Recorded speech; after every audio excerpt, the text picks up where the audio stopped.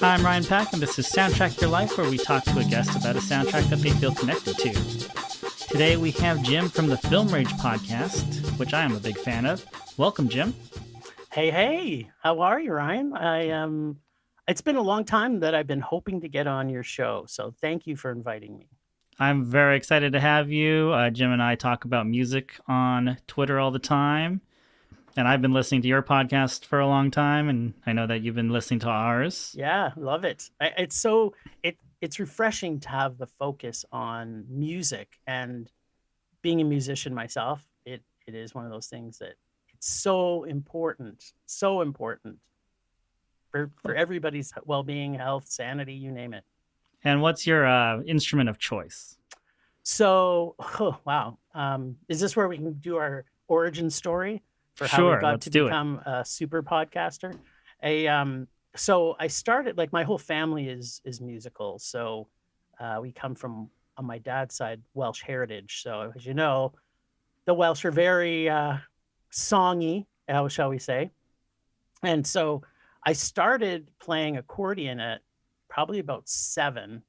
And then I gave it up because I was like, I don't want to play accordion. You know, as a kid, like, who wants to play accordion? I don't do polkas. You know, I'm not touring with the Ukrainian band. So, and so I left it until I got to high school, where I picked up trumpet and then French horn. And then after high school, I left it again. And then I formed a band with my best friend at the time, and played. I couldn't play another, like, I didn't play anything but orchestral instruments. So I was like, okay, what are we going to do? So I said to him, okay, well, you're a pretty proficient piano player and a guitarist. What do you think I should play? And he's like, well, what else can you play? And I'm like, well, I don't think trumpet or French horn's going to fit in well with what we're doing. So I ended up picking up bass, and actually I fully love it, but I can kind of hack my way through any instrument if I sit down and tinker enough at it. But I would say guitar is probably my least proficient, but I would say I was a pretty good bass player. By the time I sort of hung up my instruments, I haven't played for the last few years, but I'll get back into it. Yeah, I mostly play guitar, but I grew up playing piano, and I can sit down at a piano and figure some things out. And, you know, I'll go months without playing the guitar, and it's, other than stretching out the fingers again, it's not, you know, well, it's not like I forgot. As a guitar player and a bass player, right? Like, you're if you haven't got your calluses, then you're kind of fucked.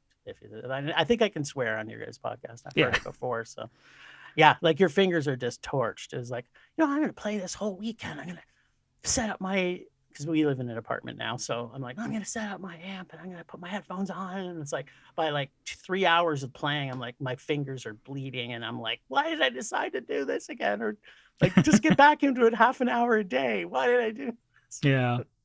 I just had a friend that texted me about guitar, like, oh, how do you, like, get your wrist from, how do you, like, speed up the recovery process from your wrist hurting from, like, learning bar chords? And I was like, this is kind of the make or break thing. Like, you just got to either get used to it or you got to quit. Power through. Yeah, you either power through or you're done. Or switch to bass. Like, there's some pretty good guitar players that turn to bass, right? So I was like, there's no magic, you know, solution to this. You just got to power through it. Yeah. I mean, singers that only sing and drummers that only drum, I mean, they got nothing on us string instrument players.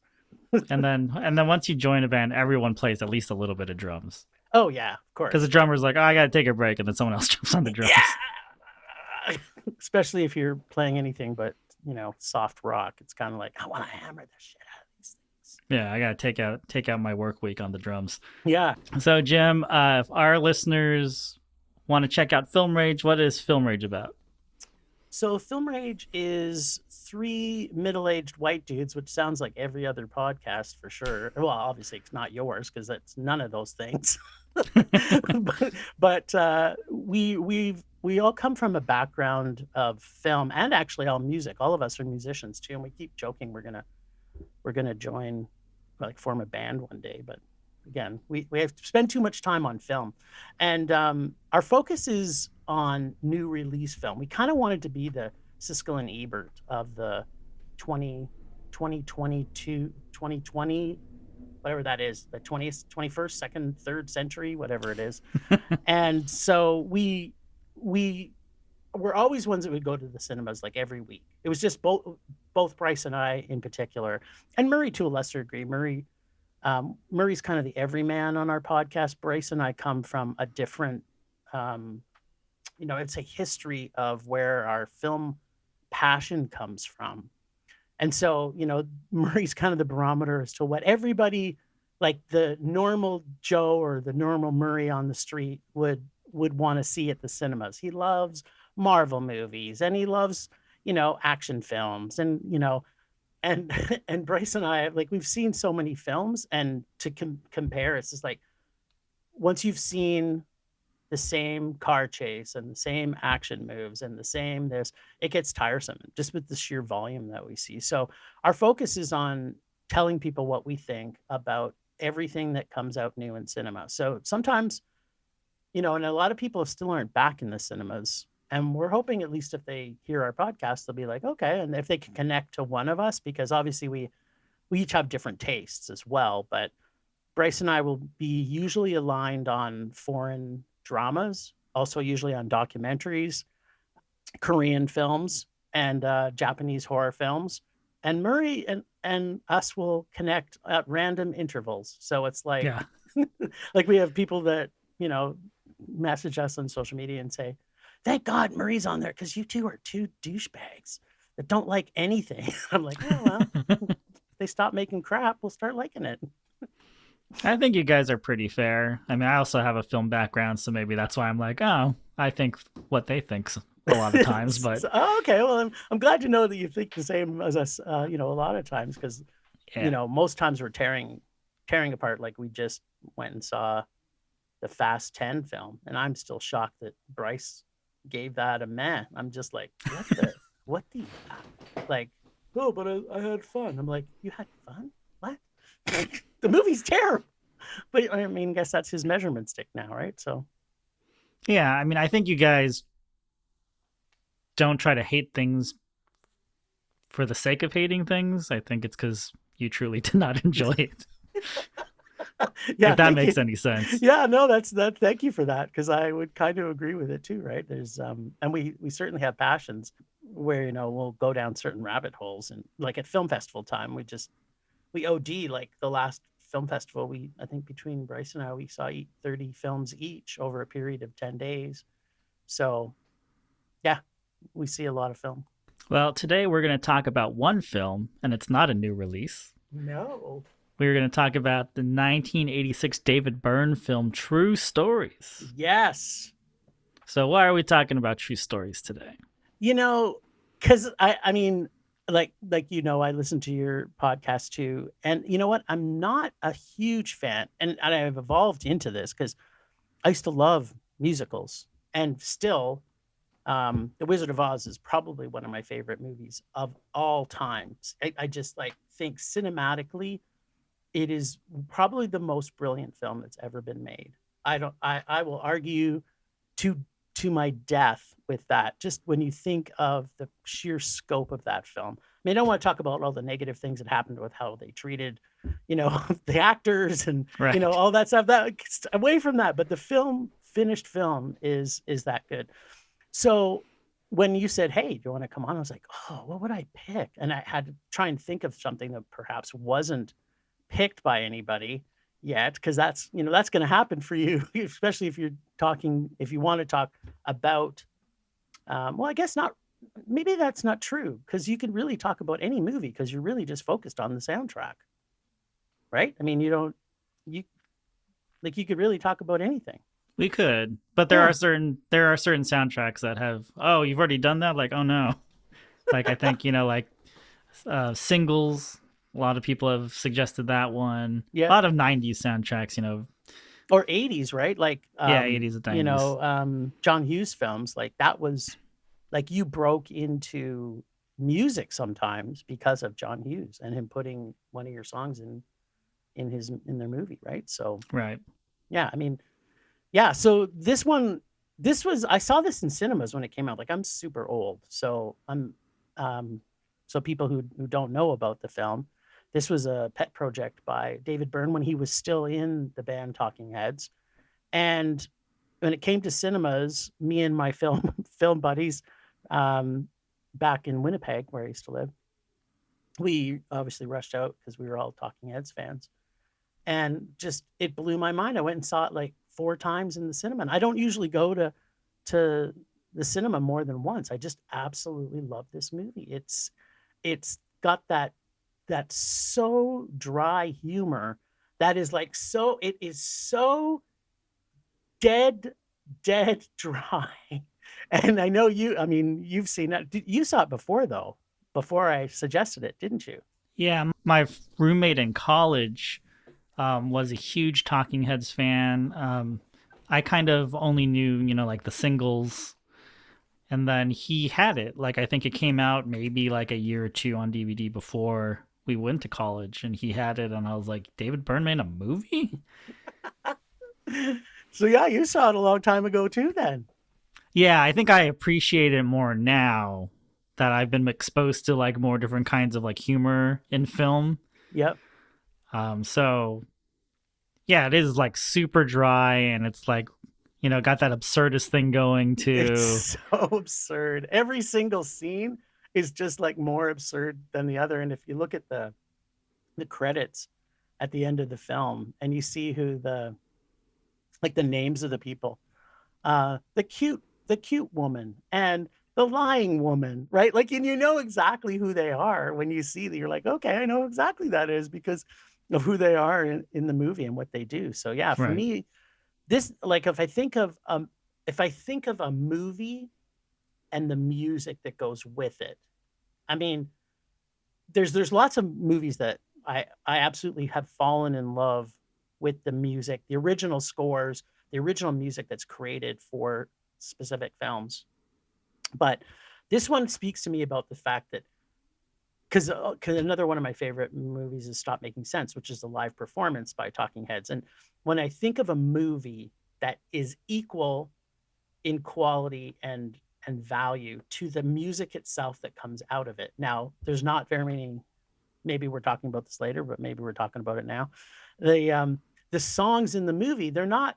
There's some that are performed by David Byrne and played by the Talking Heads, but most of it isn't. It's the characters fitting into the movie that makes it kind of a musical. But so it's a real hybrid of a film. So for me, it was like I could not pass this up as a choice. So thank you for letting me talk about this film that I'm so passionate about. Oh, of course. And I'm sure people know that if you've listened to this podcast regularly, that David Byrne does pop up quite often. Sometimes, I don't know if it might just be in the bloopers, but sometimes my daughter will crash the recording session, and she'll ask whoever is the guest if they like David Byrne. And Oh, really? yeah, because That's crazy. when America Utopia came out on HBO, I showed it to my daughter because she likes kind of like dancey music, and Yeah. she fell in love with it. She wanted Oh, to watch it like every day for like 3 months. yeah. Well, I don't blame her. I did too. Yeah, I mean, I was like, oh, you want to watch more David Byrne? Sure. Like, It's like, oh, okay, okay. if I Um, have to. so it's become something that's talked about. I think the Stop Making Sense 20 or 30, right? 30 years Yeah, since it's got to be 30. they're going to bring it back in theaters, so they made like a little trailer for it. And my daughter was like, oh, he wears this suit with a lot of buttons. Yeah, because if you've seen the video, right? It's. I mean, he's such a theatrical person. It's actually kind of disheartening that he made this film. I don't think it did as well as they probably were hoping it would do, and that he couldn't have stayed in the vein of doing more direction, right? Like he just has a presence. Yeah. And I think it's funny that like he was given the ability to do this. He was, given the opportunity to make a movie because of Stop Making Sense, which was a concert film. Yeah. Yeah, which which makes no sense really, right? Like they're gonna say, "Hey, you want to make a movie that's, not a concert film, but it still has music in it?" And it's like, "Oh, okay." Yeah, I'm sure that Purple Rain might have had like something to do with it. Like, oh, you're If gonna make Prince a can Purple do Rain it, now, right? yeah. Well, and that, I mean, okay, let's talk about those two albums in comparison, right? Like Purple Rain is probably one of the best albums that's ever been made. And the album version by Talking Heads is also, in my opinion, there's so many singles on that, on the Talking Heads album. So they're both brilliant, but it's like, if you can rewatch Prince's film and it's terrible. Like it is, I mean, I love it because it's Right. cheesy and it's Prince and I'm in love with him, but it's just so bad. And then and then you rewatch this. Like I haven't watched this probably for about 10 years, and because I own a copy of it, and I put it back on. And like it was like I was watching it again for the first time. Everything, like nothing could really. I mean, there's a few technological things that are different about it, but like it's it's today is just as value as it had 30 years ago, right?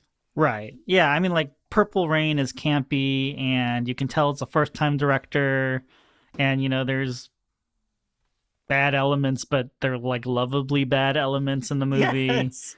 Like the little ventriloquist thing and things that like all right, well like let it slide cuz it's Prince. Yeah, and it makes Prince look cute, Right. right?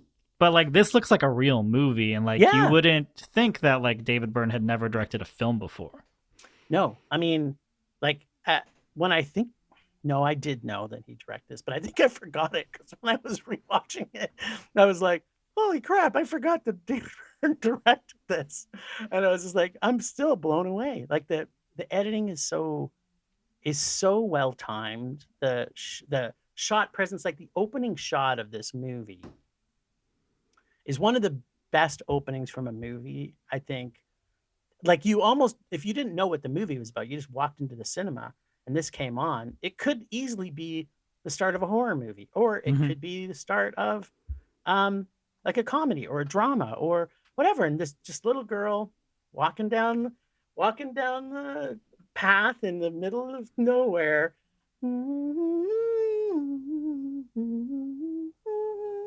And it's infectious. It's Yeah. so infectious. And you right away you're planted into that space of vastness. And that's what Texas is, right? It's a huge state. Everything in Texas is huge. The vastness is huge, and that opening scene is just so well shot. And you're just like, okay, let's see what this is about. Yeah, it grabs your attention right away, and you have David Byrne directing, writing, and starring in the movie. Yeah, I mean, like at the time when Talking Heads broke up, like that was a lot of the publicity though, was that his head was too big, right? And that they couldn't work with him anymore, and there was so much bad blood when they did split up. So it's like, yeah, well, this probably just helped feed his ego that was already built there. It's probably the same with Prince. It's like, yeah, what I haven't done? I haven't made a movie. I might get my pilot's license next, or maybe I'll drive a sports car. You know what I mean? Like Yeah. when you have that much talent, or maybe you think you have that much talent, sometimes those line up. It's like that, right? Like, yeah, I think I could do this, and he did. He did a great job. Yeah. And then obviously, like you said, it didn't do well in theaters, but it kind of caught a second life when it came out. Talking Heads fans picked it up either in VHS and then later DVD. And then I think just a few years ago, they did like a Blu ray with the Oh, actual really? soundtrack. Oh, really? I'll So have to I, pick that up. so for the longest time, there's a Talking Heads album where they recorded the songs as a band. Yeah, that's their actual original pressing with the yeah. But as far as the songs with the actor singing, that I think in bits and pieces those came out, but they didn't ever Yeah, release it as like okay. a full soundtrack. Yeah, you're right. It's like I'm trying to think, but uh the because back in the day too, right? It wasn't necessarily something that they did so much. But now it's so much easier to get content onto like iTunes or Spotify or whatever. It's like the Hunger soundtrack is probably one of my favorite soundtracks of all time, right? And it's just, you don't have all of the the actual score from it. It's just the music that's in it. And I was like, damn, I Hmm. wanted all the score too. But there's only a little bit of it. Like they didn't do a full scope of them. This could have been a double album. Why did we only get this? So yeah, it's funny how they, now I have to find that because that would be so cool. Yeah, so they did a album called Sounds from True Stories, and that has, yeah, it has the songs with the it has a lot of the incidental music, and I believe it has some of the performances from with the actual actors singing. What? That is so cool. And it's funny because like kind of the first song other than the intro song from the little girl singing from Ramon, uh Tito La Riva, I think he is the guy who plays Ramon in the film. Mm-hmm. He just does a very snippet of Radiohead, Yeah. and that he is also a performer and a singer, right? So it's kind of cool that they got some artists in there that were also uh, singers, and even the video for Wild Wild Life, right? They had Meatloaf show up in it, right? Like there's this like, I freaking Meatloaf's in here. I remember the video of it when it first came out on, MTV and Much Music in Canada. That was a pretty big video for it.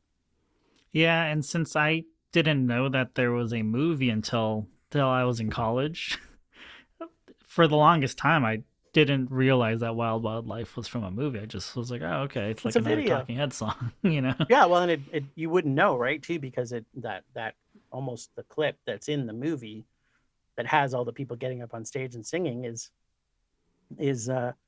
it looks like that, right? Like it was done so well that way. Yeah. I mean, and that's a very 80s thing, right? Because of like Purple Rain and like Flashdance and even Dirty Dancing, right? You just have like this big, long, like whole song, playing with all this stuff happening where you just, oh, it's a music video. Yeah. Yeah. As far as music videos are concerned, it's funny it ties into it because I'm also a huge Bowie fan. And another one of those artists, like I kind of keep them sort of in the same house, if you know what I mean. Hmm. The creativeness that they both had. Obviously both named David. So I mean that David B. The David Club. Yeah, the David B Club. And there's probably a few other members we can throw in there, but interesting because Bowie was like the first person to ever actually create a music video with Ashes to Ashes. So it's interesting for these performers that, if you see them live, that you're not going there. And same thing with Prince, actually. When you go see them live in concert, it is a show. It's not you're just going to see them play music. And that's not every musician has that, right? Like some people don't keep that creativity in it. So Right. I love that about like David Byrne in general. I've seen him a couple times live. I've seen Bowie multiple times live. Um, yeah, so good. Yeah.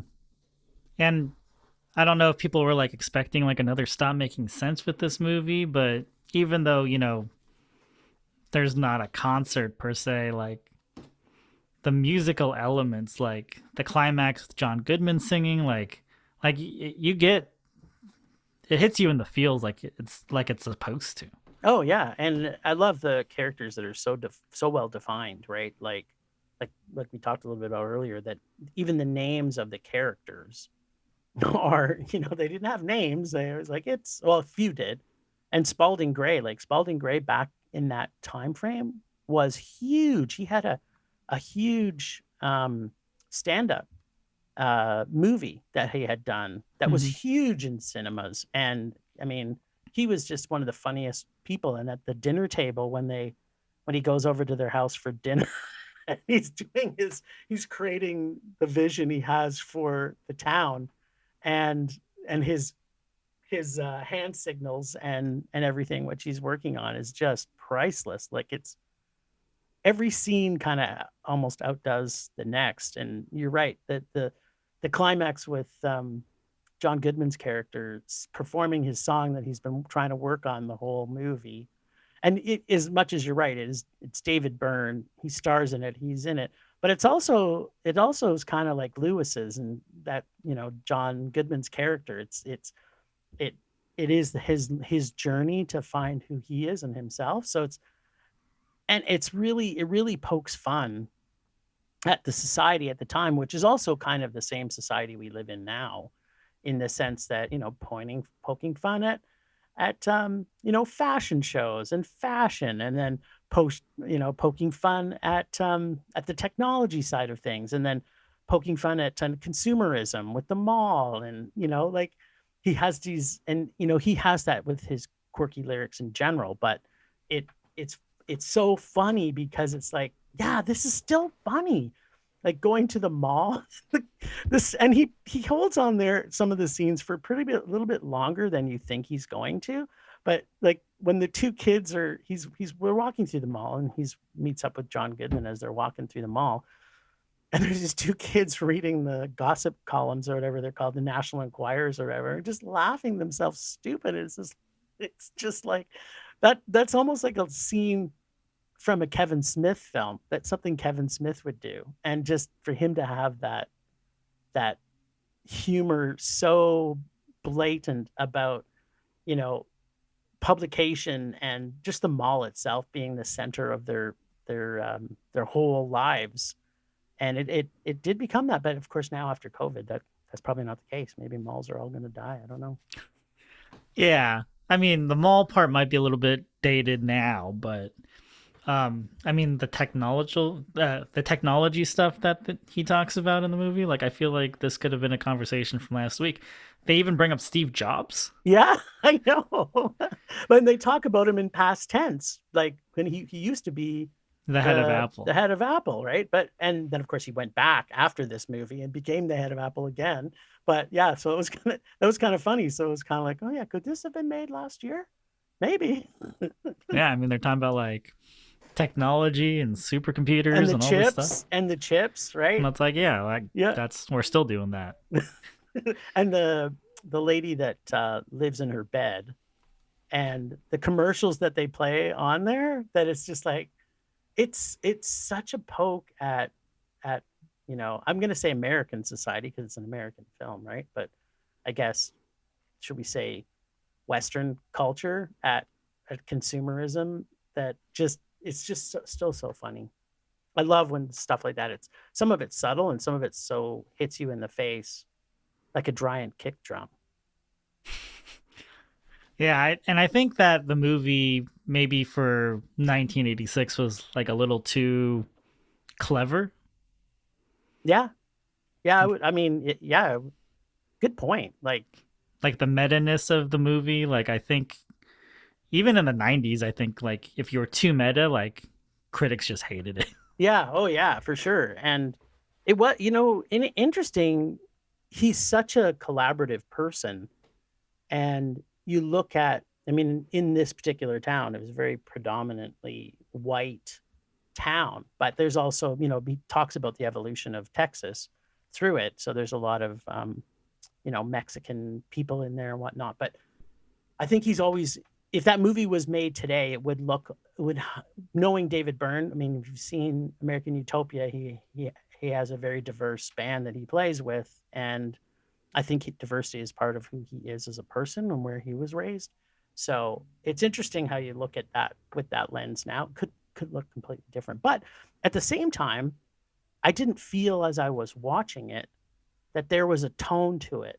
That town, you know what I mean? Like the town that they were in did not have this expression of what's the word I want to use, um, unevenness to the different cultures. Do you know what I mean? Like he just moved seamlessly into, like when Lewis goes to the guy to get the spell to for people to fall in love with them. It was such an amazing scene, and the what's the song, Papa Legbo, right? It's such a cool scene, and it's just so natural, and it moves into different cultures within the film, and there's no tone to it, underlining tone of overt racism, which you sometimes get in American films. Right. Yeah, right? I agree with that. Right? I mean, we're just now starting to see more diversity in film. It's one of my biggest complaints in general, that if you go to a specific town or a specific city, and the only people that you put into the film, and I know this has been a big complaint for all actors in general, but when you go to a town and the entire town is white, you're going to be like, well, that can't be, that's not a real town. That's not right. That's not what happens. I mean, there could be towns that there's a significant portion of white people in it, right? But that's not what Chicago, like when you go see a movie that takes place in Chicago and you only people you see are white people, you're like, this doesn't even make sense. Like, right. That's like the dumbest thing I've ever seen. Or how about you go to LA and the only people you see there are white? It's like, no, it's like, that's not even possible. So I'm loving the fact that he did have the diversity in there and found a way to make it feel natural into the film. Yeah, and he could have made Texas just all white. Like, people wouldn't have batted an eye if it was just all white people in this film. Yeah, but yeah, no, 100%, right? Because I think I don't know the demographics that listen to Talking Heads, but I would imagine from where they came from, it might have been a very white male type of audience, perhaps, right? Yes, and I think I think in the 80s and even 90s, people were very segmented with what they listened to. Like, I could listen to, like, you could listen to hip hop, but you couldn't listen to rock. Like, you couldn't do both. What? I feel like that's kind of how it was, like in the 80s and 90s. Like, like pop music was, had a little bit of diversity, mix. but you were either a rock person or a rap person or a country person. Like, you couldn't be like, oh, I like everything. Yeah, I think you're right. I mean, I came from that background myself. I came from a rock background that evolved to punk, that evolved to, I guess the term is alternative, right? And now, I mean, there's so much bleed in everything. Yeah. Right? That which I like very much. There's certain genres I don't like just because I don't like repetition. For me, having an artist that sounds different on every song, to me, is like a master of music to me. Yeah, and this bleed that we have now, I feel like David Byrne is partly responsible for that. Yeah, no, I would agree. I think, because even when you look at the early roots of Talking Heads, I think there was a significant African influence in his rhythms that I don't know where he got, because did he grow up in Georgia? Does that sound right? I know that he ended up in like Massachusetts after, like, when they formed Talking Heads. I'm not sure about before then. If he was a Southern boy. I know he's Scottish by birth. By heritage. Yeah. Oh, by birth. Oh, I didn't know that. And then he came over when he was very young, but I don't remember where exactly. Maybe he just landed in Boston and stayed there. Well, he doesn't have the accent. No, he doesn't. Although, yeah, it's true. I still can't get over the film, though. Like, it's just, everybody should see this film now. I think it's, I don't know. Did you say it wasn't that easy to find it anymore? No, it was easy. It's not free streaming anywhere, but Amazon Prime or Amazon Video had it.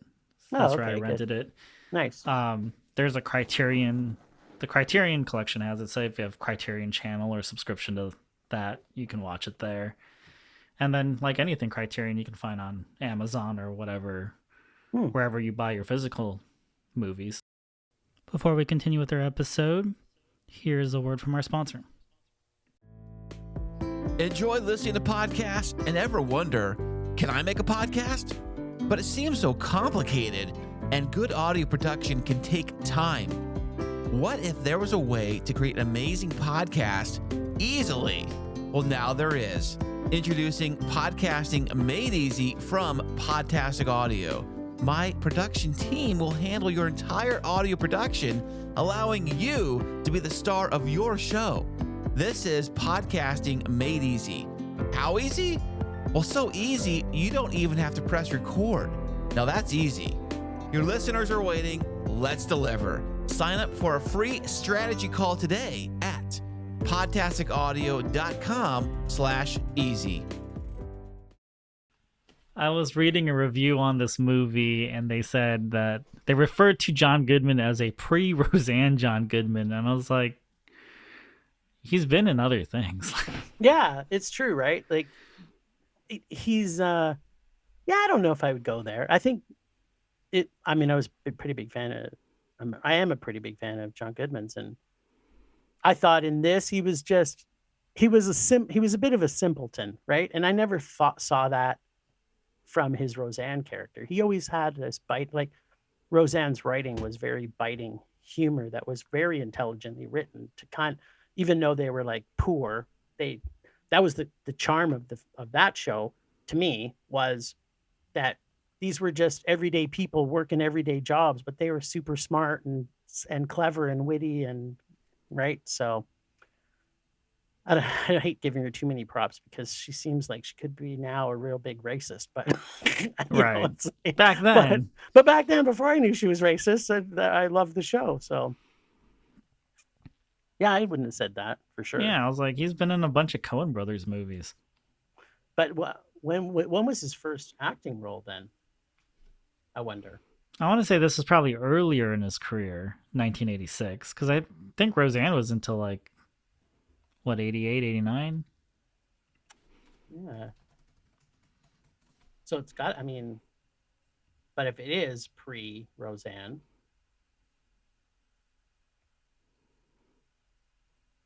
now we're all curious. 1982, Goodman made his film debut with a small role in Eddie McCone's Run. Okay. And then he was in Big River.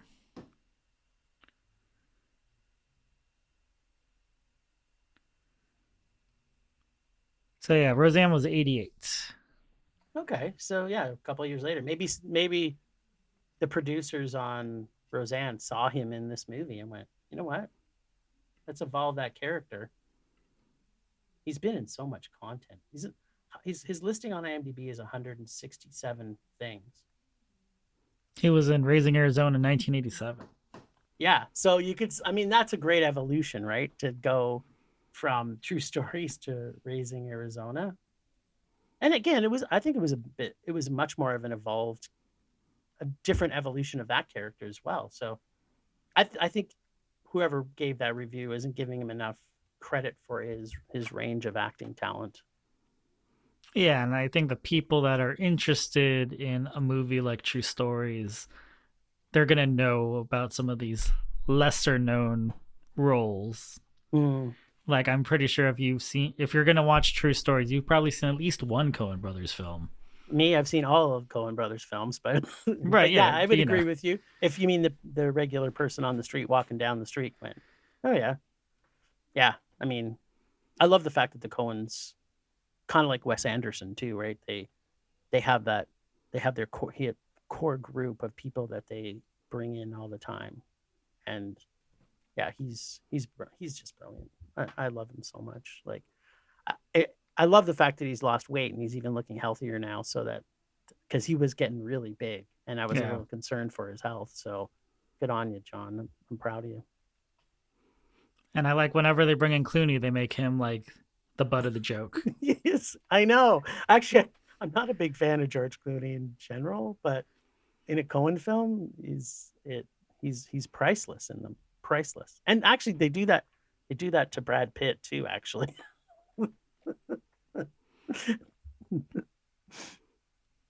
If you're too pretty for the Coens, they're just going to make you the butt of the joke. Oh, yeah, no doubt. Yeah, I would agree that, yeah. It's funny. I wonder, you can't, like, when you see that, the style of this film in particular, that you could see where this could have been part of the Coen brothers family, just because of the dryness level to it, right? And they kind of like the small town with, you know, the specific culture and usually like some sort of dialect too. Yeah. Oh yeah. They left that Southern charm to it. There's so many great priceless Coen brothers movies, and it just kind of makes me wish that David Byrne would have. But you know what? You can't be everything, right? Like you can't be a band that, or I guess an artist that tours the world, continuing putting out great music, and still, I mean, maybe when you were in your 20s and 30s and 40s, but he's in his 60s, so it's like, I don't know. Maybe he'll take a pause from music and go back to film again. I don't know. Yeah, or maybe this is just the one idea he had. I don't know.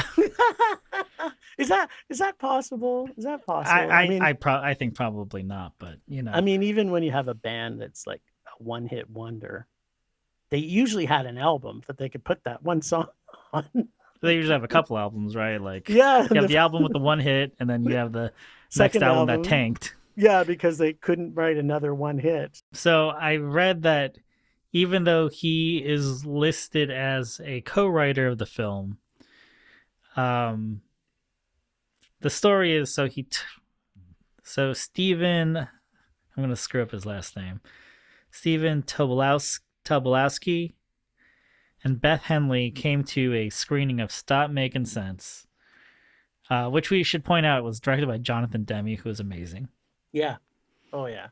So he takes these screenwriters to a screening, and then afterwards they go back to like his place, and he has all these like drawings based off these tabloids that he's been reading. So this is where these little vignettes come from. And so he asks them to write a screenplay based off of these drawings, these stories he wants to tell. And so they give him a copy of the script, and they don't hear from David Byrne for like a year. And then David Byrne comes back a year later, and they think the project's dead in the water. Like, oh, we haven't heard from him. Like, I guess he doesn't want to do it anymore. Yeah. He comes back a year later. He's rewritten the whole thing. Oh, wow.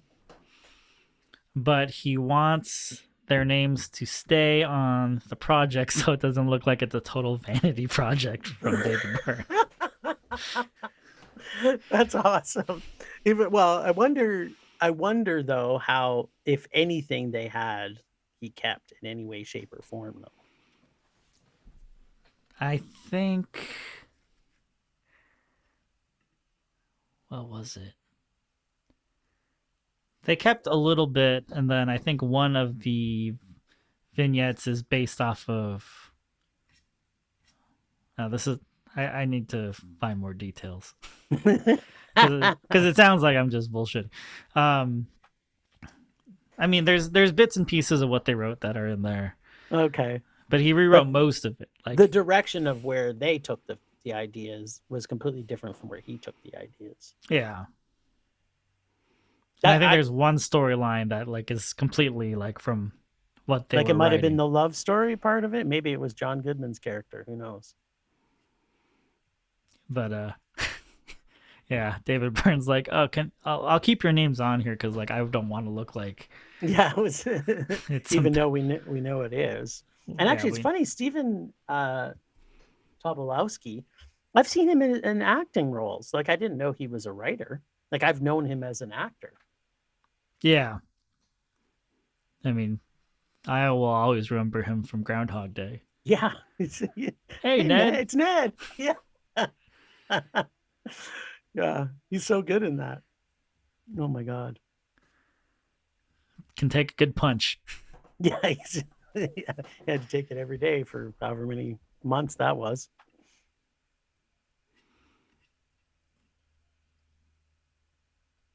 So what was your favorite song in the album? Like, you've obviously heard the completed album by Talking Heads, but as you were watching the movie, and if you hadn't seen it since you saw it originally, Was there any songs you were like, oh man, I forgot that was in there? Or I like the way they did that differently than say it was done by Talking Heads? I mean, it's just kind of fun to see these songs being sung by other people, Yeah. like, David Byrne's voice and just his presence is just so overwhelming where you can't really imagine these songs being sung by anyone else. Yeah. So to see, like Radiohead and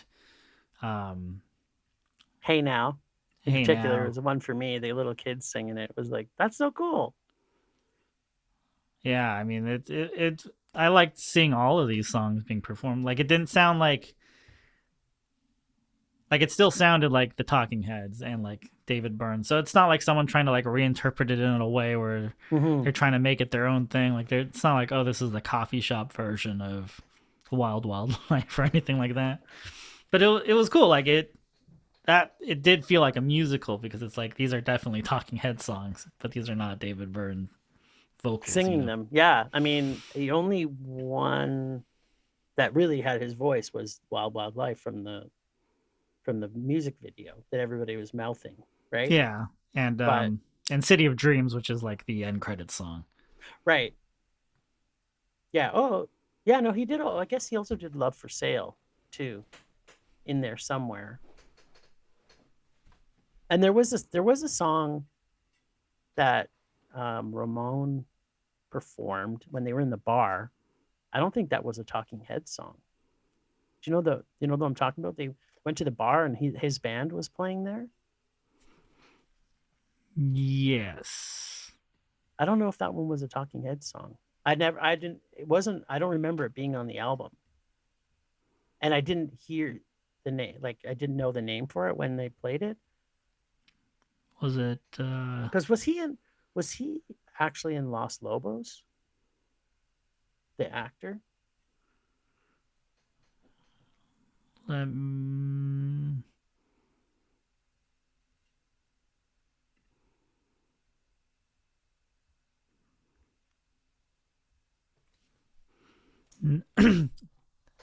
we talking about Tito La Riva? Yeah. Hey, he was in Tito and Tarantula and the Plugs. Ah, okay. Back when, yeah, I guess it would have been, Crusados? In 1984, the Plugs evolved into the Crusados.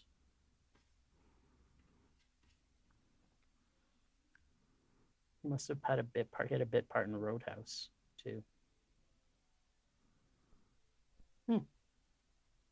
Yeah, I wonder if that was one of their songs. Because I didn't recognize it. Yeah, I don't. It didn't show up on the soundtrack either, so I'm not sure. Like the one that they released with all the original people singing. Yeah, it's not on there either. It's how. I mean, you guys gonna go through this a lot. How often does that happen? Where they put a clip of a song or something in there, and then they don't no credit. Like I'm actually gonna go back and look at the credits on the movie and see if they credited it. I mean, I think they would have to. Yeah, you would think so. It's just funny. Because I've listened to the original Talking Heads album of that probably 1,000 times in my life. Well, maybe not 1,000. I like to exaggerate a bit, but I've listened to it a shit ton. So it's like one of my favorite Talking Heads albums. I don't think that's a thing, actually. Let me take that back. Every single Talking Heads album is my favorite Talking album. Except for No Talking Just Head. Well, actually, that one's still pretty good. But you're right. That's not my favorite. Because David Byrne's not singing in it. But, getting to hear Deborah Harry sing in another, I'm okay with that. I was perfectly fine with it. Yeah. I mean, it sounded like a good idea when they announced the project. Yeah. The fact that he didn't like it because they I mean, how else were they going to get? I guess they could have kept up with the Tom Tom Club, but people knew them more as Talking Heads, right? It was like, right. And Jerry Harrison wasn't in Tom Tom Club. Well, wasn't he in the original though, or is it just? I thought it was just Chris and Tina. Oh, he might have played on some of their stuff. Like he might have done some session stuff for it. Yeah. You're looking at, is he credited? Because I think I remember seeing him in one of the videos. Maybe they just asked him to come and hang. Yeah, maybe he actually liked spending time with them. Yeah, maybe. I think he's also featured on some tracks. Yeah, okay. But maybe he's the more agreeable of the band members. Could be. My impression when they broke up, because I'd heard interviews with them back. I mean, I can't even remember yesterday, let alone what I read in an article 30 years ago. But that they just couldn't work. Like either David Byrne just wanted to go do his own thing. He didn't want to be in the band anymore. He wanted to go in a different direction, and he didn't want to take him with him, right? And yeah, and they're still like fighting in the press. Still, I think like recently, I don't remember why, but Tina Weymouth was being interviewed, and she's like, if he doesn't have a problem with us, why does he not refer to us by name? He just refers to us as the people I used to play with. Well, it's but maybe they've said some terrible things. He said some terrible things, and I don't like to say people's names that I don't like anymore either. So yeah. And I know that like a few years ago, like someone set up a Talking Heads Instagram account. And so people were excited that they might be getting back together. And Tina's like, we haven't talked to him in years. Like, I'm nipping this right now. Close down that thing right away. But yeah, it's interesting though that I don't know, especially if think about it this way. If you're a professional musician, let's just say for 20 straight years, and then all of a sudden you stop doing the music, it kind of just brings back memories of Spinal Tap, right? Like, is it like, well, I could go work in a chateau shop or something, right? Like, what would you do? I mean, yeah, I guess to your point, maybe they're so wealthy that they don't have to do anything. Maybe they just sit on the beach and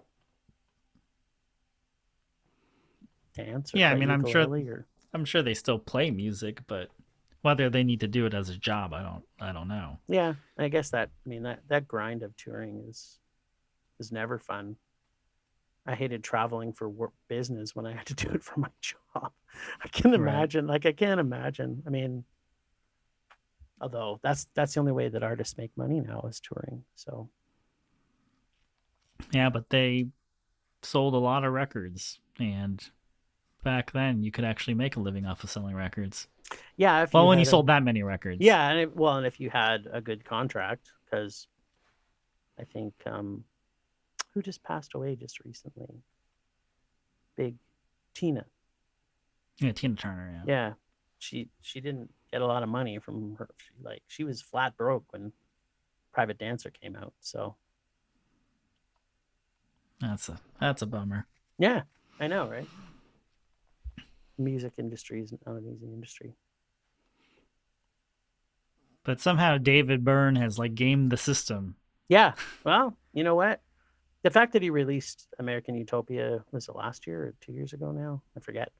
I'd love to see concert films. Like, I miss that about film. And, not sure if you saw the last David Bowie documentary too. That's probably one of the best documentaries I've ever seen, ever. It's not like any documentary you'd see. So if you haven't seen it, I would highly, highly recommend you see it. I have not. It's on my list. Yeah, it should move to the top of your list is my suggestion. When we saw it in cinemas, we saw it on IMAX, and it was like mind-blowingly, like, because I was frightened to see it, because I'm like, Bowie is like, in my order of favorite artists of all time. Between Bowie and Prince are the top of the pyramid. And then, quickly below that is bands like Echo and the Bunnymen or the Flaming Lips, or Bombay Bicycle Club is up there, although they don't have as much content, obviously. But I was so afraid that they were going to fuck that film up so badly, but it is not. It is so creative and so, like, it's like an experience. I kind of attribute it a little bit to, you're probably aware of Laser Floyd. Mm-hmm. Yeah. So it's like the Bowie version of Laser Floyd that's a documentary. It's the only thing I can cool. sort of give you an idea for visual satisfaction. So, yeah. Yeah, when I heard they were going to do an IMAX version of it, I was like, it's got to be pretty good. Yeah. Hopefully they re-release it on the 10th year anniversary in IMAX again. I would go see it again. Well, I'm just excited about the Stop Making Sense. Stop Making Sense at 30 that they're going to re-release. Yeah. If they can get that in IMAX, wouldn't that be good? Yeah. But man, like, I remember he was touring American Utopia before the Broadway show, and I couldn't go because it was the same day as my cousin's wedding. They were on Broadway for like 2 years. What? It was a while. What? So that performance that it was just like one performance, but they were there for 2 years playing. I want to say like a year and a half or 2 years. That's crazy. Like that's unheard of, because it's not really it's a little bit of a performance piece, but it's basically just, I guess maybe it is 100% performance piece, but it's they're just performing on stage. So it's so cool. Yeah, I think the little things he talks about in between songs, I think they had to like script that for Broadway. I think there's some sort of rule where like there has to be some sort of script. Okay. Because I think Springsteen had to do the same thing, where it's like he had to tell like the same jokes at every show or something like that, because it has to be like a script. Could you imagine how painful that would be? Well, he only did it for like a couple months, I think. No, okay. Springsteen didn't do it for like a year and a half. What does that go to tell you? David Byrne's just much more talented. I mean, I think he. Well, I don't want to get people angry about influence, but yeah, but you have Jim from like, Film Rage. Like, it's like that's part of what I do is make people. But I think like genre crossing, like Springsteen's a rock guy, and maybe a little bit of folk, right? Like country rock, folk, blues, But like David Byrne had like funk and like Brazilian, like bossa nova, like and like he sometimes all in the same song. Yeah, he's boundless. I'm just bringing this back to me because I guess I'm the special guest, but we had tried to write a song in this one band I was in, and the drummer, who was probably one of the best drummers I've ever worked with, and who's the first drummer I ever got to play with that had a double bass, and he was just brilliant. He says, "Okay, I want you to play it like I can't remember the genre, but it was like kind of like a salsa bass riff." And I'm like, I've never listened to salsa bass riffs. I don't know what to play. And he would try them, and we could not, I could not get it. And I was just like, I could not play this bass line. I tried my hardest, but I didn't have the talent to be able to play that style. So when I see an artist that just goes, yeah, you know what I'm going to play this style today, and then they just do it. And I'm just like, wow, you are so talented. So talented. Yeah, I mean, as far as artists evolving in their music, David, like every Talking Heads album to every David Byrne album, like they're all so different. Yeah, exactly. Right. Stylistically, sound wise, instruments, you name it. 100% agree.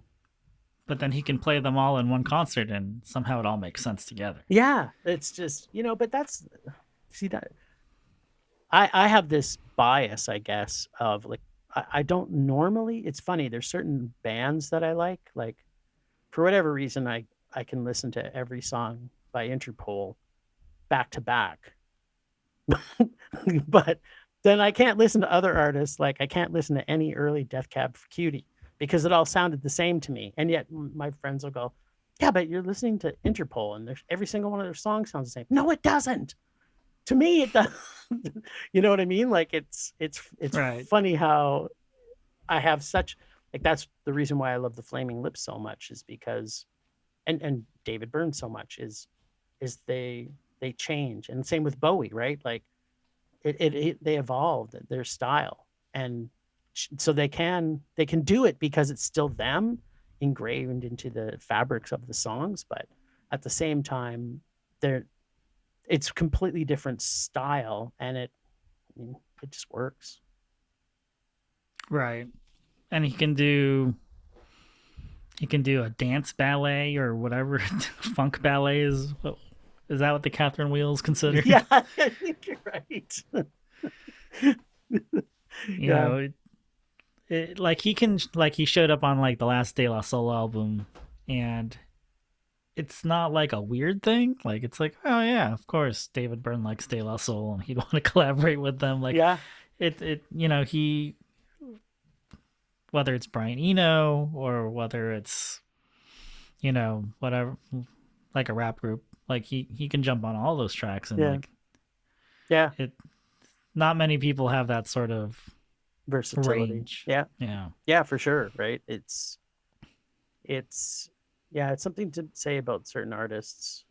It's funny you say that because I would put Bowie sort of again back to the David Club, but in that same thing, I mean, his whole career was changing his style, his look, his feel from album to album. Like look at Tin Machine compared to, um, you know, Heathen. It's completely different, but you know that and Burns the same way, right? It's although I've never, I find it. I think I would find it hard to hear David Byrne doing death metal, but you know what? He could probably pull it off. Yeah, I mean his voice might be a little too clean for it, but I'm sure if he put his mind to it, he'd find a way to make Yeah, David Byrne death metal. exactly, right. You know what? That's always the thing too, right? Is he is so driven by his own creativity that it's just I can't remember what the artist was now, but I remember so back to your point. Oh, I should have probably researched this better. But there was I remember hearing this interview with this artist, and I don't remember who it was, but they're like, "Man, you've been showing up on a lot of cool albums." And they're like, "Yeah, well, people started asking me." It's just like, okay, I didn't have nothing else going on, right? Like if you're too busy in your life, like imagine would have been hard for people to get Prince to show up because he's making 7 albums a year. But, if you think of like where David Byrne is but now the technology of music, like I can be here in Canada and you can be down in the US and just go into a studio and I can lay the tracks down, right? Like you can collaborate with people so easily and not be in the same room, right? Right. But Prince would be like, "No, you're flying to Minnesota. We're not doing this." Yeah, exactly. And you're in my private studio. Yeah. But yeah, I mean, my cousin, my first cousin, is a professional musician. That's all he's done his entire life. He's never had another job, and his main gig is he plays a kind of a one-man band on a cruise ship that travels Oh. through the Thousand Islands up in near New York and in Ontario. And he came through town because he was also in. Have you heard the band the Cowboy Junkies? Mm-hmm. Yeah, so he was the piano player for the Cowboy Junkies for a few albums, and he would come through town on a pretty regular basis. And at the time, my bands were in the clubs local, and just the number of local people I knew from the music industry, they were like, "Oh, your cousin's in town. We'd all go see him." And they were like, "I got to I'm laying an album down. You want to come by?" So he just pops into the studio and they're like, okay, here's the song. Can you put in a piano track? And he's just like, oh yeah, sits down, blah, blah, blah, blah, blah, blah, blah, blah, blah. And like first take, he just nailed it. And there's like, my friend was just like, his mouth drops. And then he's like, yeah, I can, you know what the song needs? It needs a clarinet solo. And the guy's like, what? Do you have a clarinet? He's like, back in my hotel. So we drove back to his hotel, picked up a clarinet, brought it back, lays it down, first track, done. Wow.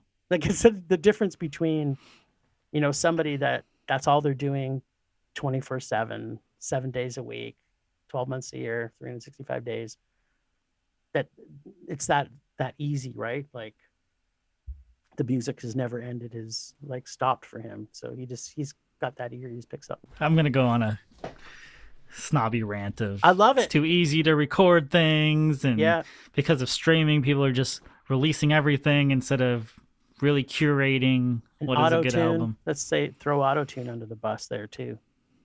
If I hear auto-tune in a song, I instantly turn it off. Like I just instantly turn it off. I'm like, if you can't sing, you should not be singing. Just don't sing.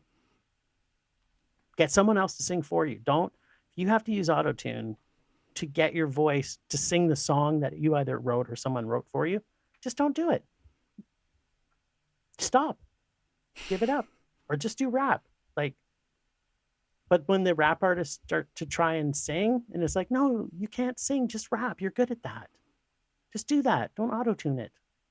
I think a couple rappers have been able to use auto-tune creatively when they rap. Like, I think that's Future's whole thing, is to like rap in auto-tune.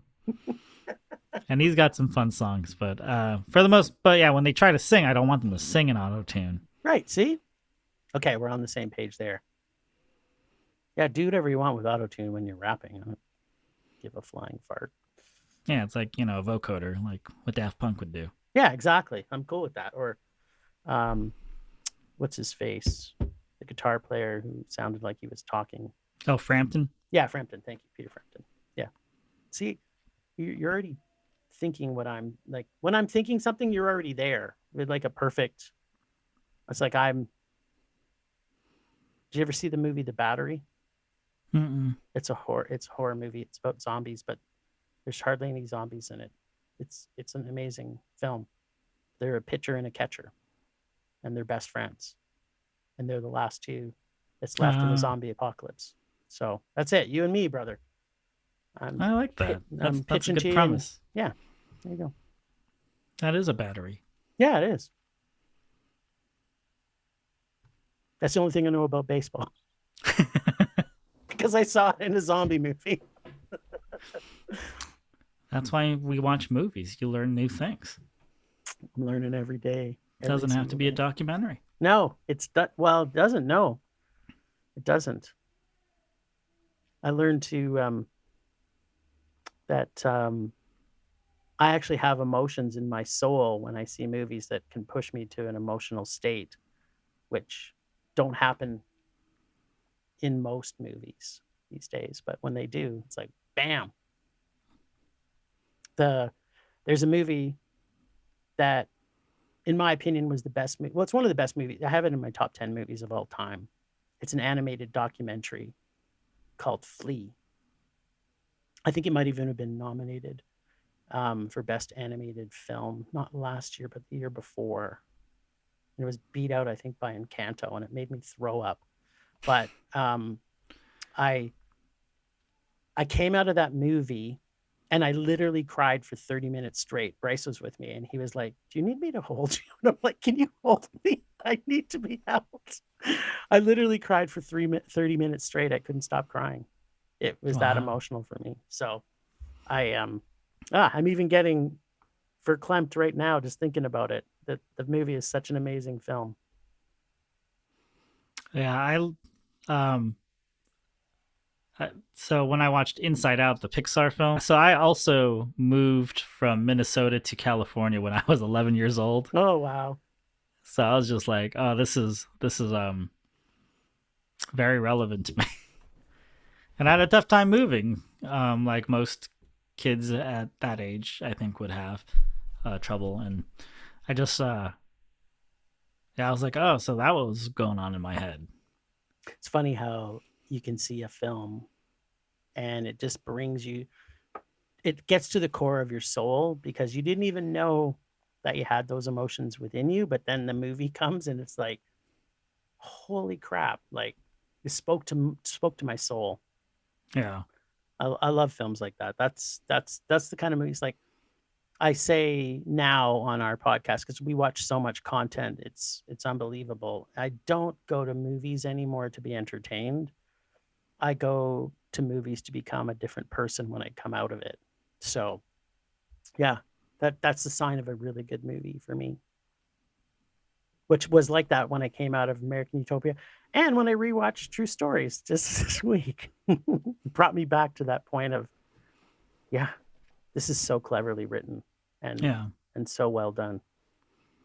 Yeah, and I know you brought up diversity with the film, and I kind of have a little bit of a screenwriting background, and I was working on a project a couple years ago, and I was like, oh, there needs to be a doctor in this scene, and I was like, why is the doctor a white person?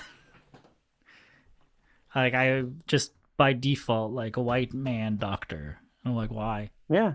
Like, they're at a fertility clinic. It could be a woman. It doesn't have to be a woman. It could be a woman of color. It could be a man of color. Like, Yeah. why do I default to white man doctor? Yeah. Yeah. I agree. It's it literally makes me angry in films, but it also makes me angry when, and I hope this doesn't get me labeled as a racist in any way, shape, or form, but where they've gone in one complete direction, where they'll make movies now where it's all one culture. And I'm like, yes, you're underrepresented, but so are Koreans in, like, Minari came out and it's such an amazing American story and it's mostly with Korean actors in it. But that makes sense because it's about a Korean family. But you know, when they make a movie where it's, again, you're in Chicago or LA or New York and you only see one culture, it kind of makes me a little bit angry because I'm like, we need to keep all the diversity. And the same thing with not just each race. We also have to have representation from the LGBT community, right? Like, and do it naturally where they don't become the token, right? Like this, that happens a lot in films. And to me, like, I think True Stories did it really well. There's a little bit of diversity in there because there's a black character and there's a Mexican character in there, but I think there probably could have been more. But to your point, it was probably in a small town in Texas, and at the time in the 80s, it probably was a very large percentage of white. But the fact that he did it in the 80s was kudos and not made them token. You know what I mean? It was a small town in Texas, fictional town. He could have made it any way he wanted to, but he felt like this is kind of how he saw Texas. Yeah. I mean, the evolution of Texas was Spanish and American, right? So should have at least one Spanish person. Yeah. Right. But they weren't like a token. Like, it felt like they fit. Yeah, exactly. Movie. They were a person. They didn't. And I love that about films when they build the diversity, that just make these people natural characters that are part of the story and don't try and fill it in with a narrative. Like Disney is the worst for this. The absolute worst. They force characters into movies now to try and build diversity, and it's not natural at all. So, which to me is, they're having to overcompensate for all their terrible things from the past. It's like, just be natural. Don't try and force things. Just be natural. And yeah, you know, like, yeah, I picked up on that too. Yeah, like in the last Wakanda Forever. Sorry, I know your people are going to hate me because a lot of people like that movie, but they had to put a lesbian characters in it, and it just made no sense in the story because they didn't develop their love enough in the movie that they said, yeah, by the way, they happen to be lesbians. And it's like, okay, well, good. I'm glad you've got lesbians in there, but why don't you develop the characters? All right. Well, thank you, Jim, for being on the podcast. Oh, thank you so much. This was so much fun. I could talk to you about music and film for eons. Yeah. So if listeners want to check out Film Rage, where can they find you on socials? They can find us on Twitter, Instagram, and Facebook at Film Rage YYC. And if you just go on your Google search engine machine mafunker and search Film Rage Podcast, after the number of Nicolas Cage links that you'll find us. And our website is filmrageyyc.com. And we'll also put that information in our show notes, so you don't have to go through the Nicolas Cage podcasts. But you could if you wanted to. I'm sure some of them are great. I'm sure I'm friends with some of them on Twitter.